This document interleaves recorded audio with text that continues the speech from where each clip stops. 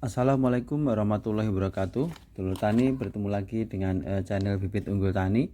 Semoga dulur tani dalam kondisi sehat nggih, juga tanamannya sehat, tidak terserang hama, dan nanti hasil panennya berkah melimpah dan barokah. Nah, untuk dulur tani yang baru pertama kali menemukan channel ini, bisa dibantu like-nya nggih, subscribe-nya, juga komen, sehingga kita senantiasa bisa bersilaturahim, bertukar pengalaman tentang pertanian di kolom komentar. Nah, dulur tani, untuk di video saya kali ini kebetulan saya punya asam humat.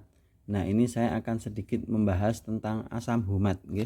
Asam humat ini tentu familiar sekali, atau yang sering menggunakan adalah petani hortikultura ya, petani cabai. Kalau petani padi jarang menggunakan asam humat ini, bahkan mungkin tidak pernah ya menggunakan asam humat. Nah, terutama ini untuk tanah pertanian yang sering dipakai, sering digunakan.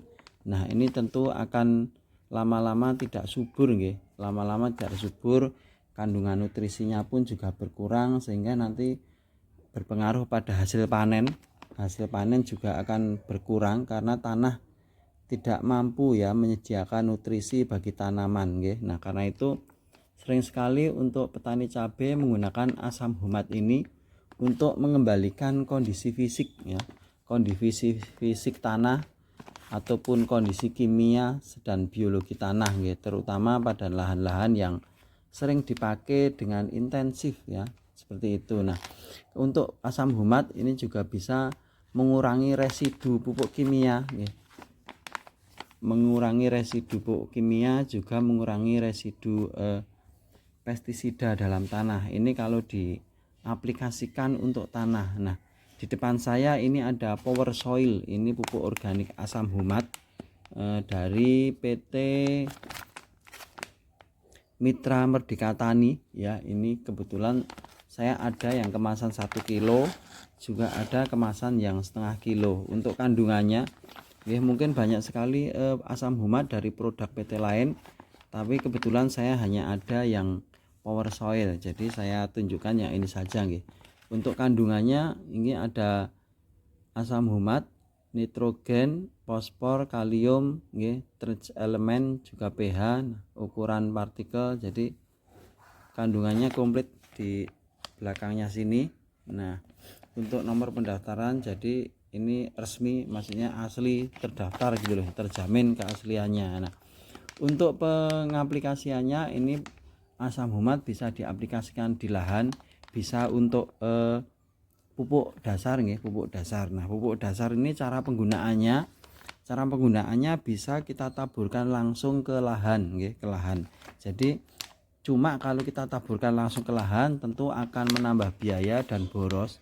Sebenarnya bagus, tapi efeknya adalah boros dan menambah biaya juga. Kita perlu banyak ya asam humatnya. Nah, atau kita akali dengan dicampur dulu dengan pupuk kimia nggih. Misalkan pupuk kimianya 50 kilo, asam humat kita kasih 1 kilo nggih. Kemudian kita taburkan ke lahan atau bedengan.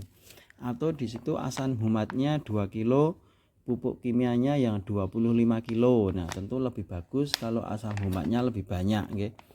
Atau mungkin wah pupuk kimia mahal, kita bisa menggunakan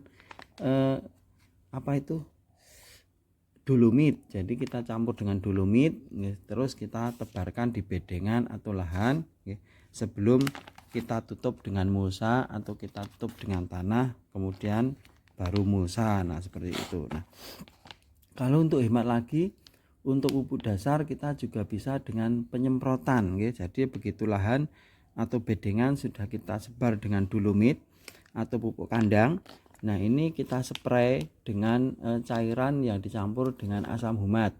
Misalkan kita pakai tangki 16 liter, itu kita beri 5-6 sendok asam humat, kemudian kita semprotkan di bedengan, baru kita tutup dengan plastik. Nah, seperti itu bisa atau dengan kocor juga sebagai pupuk dasar. Nah, kalau dengan kocor ini biasanya dulur tani menggunakan gembor menggunakan gembor. Nah, satu gembor itu kita beri misalkan 10 liter air, kita beri 2 atau 3 sendok. Nah, itu udah bagus, lebih bagus juga lebih baik nggih. Nah, seperti itu. Nah, kalau misalkan lahan itu sudah dipakai, lahan bekas. Nah, lahan bekas ini bisa untuk plastiknya, mulsanya kita buka dulu, kemudian kita kocor atau kita spray dengan asam humat ini, atau asam humat ini kita campur dengan dolomit. Nah, kemudian kita taruh di bekas lubangnya, kita tutup, kita